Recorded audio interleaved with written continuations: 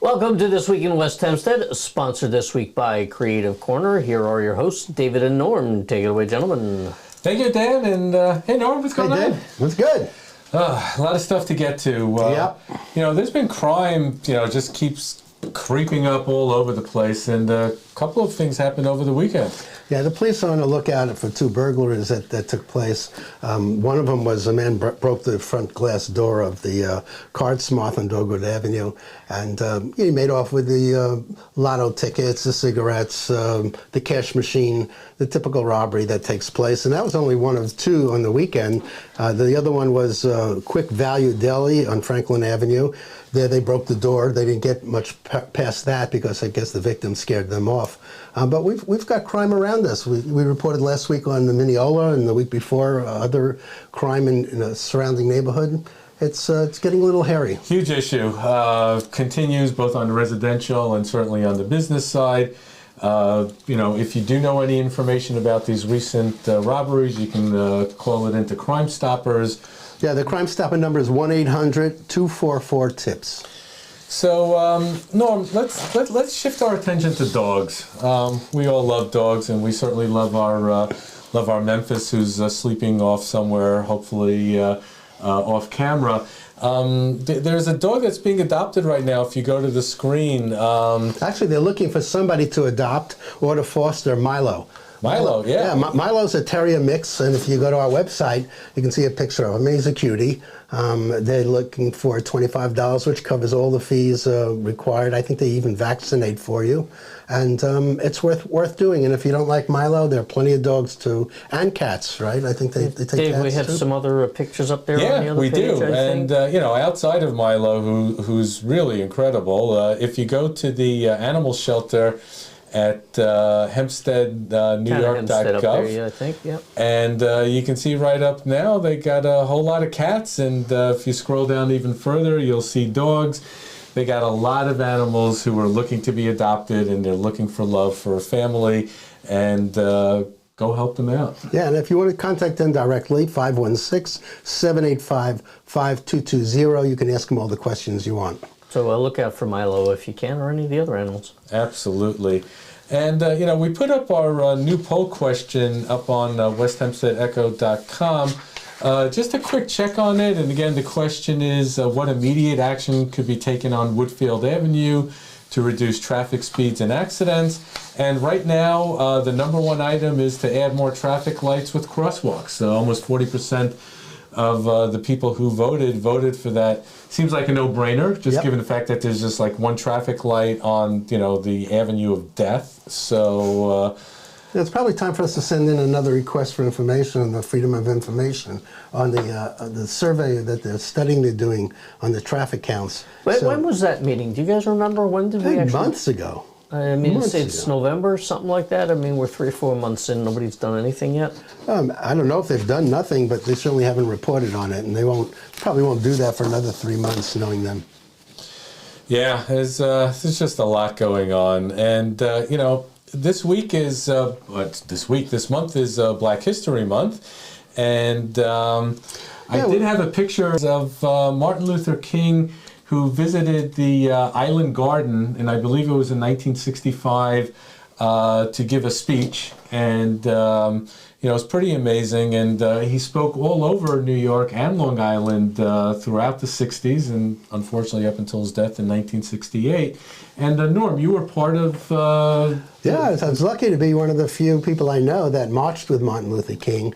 Truly an impressive guy. At the time that he was out there protesting, most of the black leadership was pretty angry about what was going on in America. There were a lot of radical people. Carmichael was advocating some level of protest violence, and this guy took a completely different look at it, and his message rang true. America really started to respond to him. We now have a national holiday named after him. This is a time for really everybody honoring and remembering the contributions and achievements of African Americans. So, Norm, where did you actually march with him? Was this local in New York? That was Washington, D.C. He marched in New York as well. Our entire community put together buses to go down there. The Jewish community was very much involved in supporting Martin Luther King. He had a great message. message. And of course, we've been in that position years and years ago, so we understand what it was like to be oppressed. And I think we got a good response from our community. Any one particular thing that you can, I know it was a long time ago, that you can remember or stand out about, that whole situation? Just that he would go into the deep South, and stand up to these people, eyeball to eyeball, cops with dogs who were, threatening and chasing and beating blacks just for the right to stand up, some to vote, some to attend school. It seemed outrageous today to think that the kids couldn't go to school, couldn't get into colleges, couldn't get professions. Jews went through that as well. We couldn't get certain professions and couldn't get into certain schools. So it's easy for us to relate to this. And he's being remembered for the guy who did the breakthrough through calm and peaceful resistance. And his message rang. Absolutely. So we're working, in fact, we're going to try and see what else we can find for Black History Month. We're working on an interview or two to see you, so keep your eyes on this space. Yeah, and if you have a story to tell, reach out to us, and we'd love to hear it. Absolutely. And, we're constantly adding things to the site, and sometimes we're deleting things on the site. It's a site that's always in motion, and it's a vibrant site.